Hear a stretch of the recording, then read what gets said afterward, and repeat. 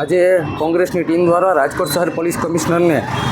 રાજકોટની અંદર નાના વેપારીઓ રાત્રિના 12 વાગ્યા પછી ધંધાઓ ચાલુ રાખે કે નહીં તે બાબતે સ્પષ્ટતા કરવા કમિશનર સાહેબને અમને રજૂઆત કરી છે।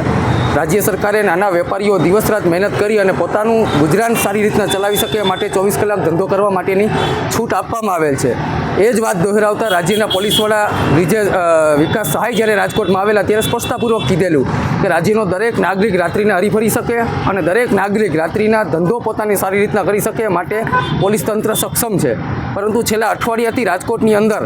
વેપારીઓ અવઢવમાં મુકાયા છે કે રાત્રિના 12 પછી ધંધાઓ ચાલુ રાખવા કે નહીં, કારણ કે જે સ્થાનિક પોલીસ છે અમુક વિસ્તારોમાં બળજબરીથી જબરદસ્તીથી ધંધા રોજગાર બંધ કરાવવા નીકળી છે। સામાન્ય નાગરિકોને ચા પાણી કે નાસ્તો કરવા જે તેમના વાહનમાંથી હવા કાઢી નાખે, ખોટો લાઠીચાર્જ કરે, વેપારીઓના ધંધા રોજગારની ચીજ વસ્તુઓમાં તોડફોડ કરવાની અમારી સમક્ષ રજૂઆત આવી છે। ત્યારે જ અમે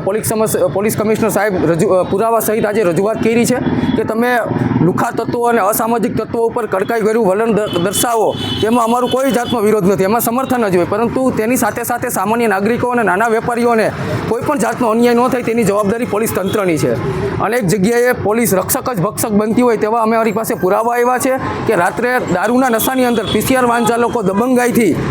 જે નાના હોટલના વેપારીઓ હોય છે તેમના દૂધમાં લીંબુ નાખી દેવા, એમની સગડીઓમાં પાણી નાખી દેવા, ગાંઠિયાની લારીઓ હોય તેમની ઉપર બોલેલા ચડાવી અને તોડફોડ કરવી અને સામાન્ય નાગરિકો સાથે ગેરવર્તણૂક કરવી તેવી અમારી સામે કિસ્સાઓ આવ્યા છે। ક્યાંક ને ક્યાંક પોલીસ તંત્ર જો એવું માનતી હોય કે ચા લારીના હોટલો, ગલ્લાઓ અને ફાસ્ટ ફૂડના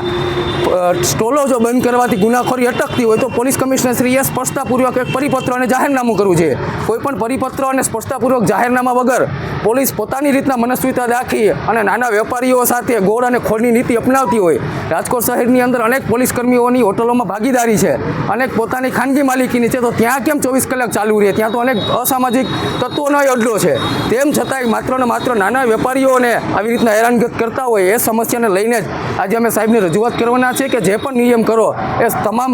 રાજકોટના તમામ વેપારીઓ માટે સરખો કરો અને જે પણ નિર્ણય લ્યો એ રાજકોટ શહેરીજનો અને રાજકોટના વેપારીઓને વિશ્વાસમાં લઈને પરિપત્ર દ્વારા ઓફિશિયલ જે પણ કરો એ માટેની આજે રજૂઆત કરી છે।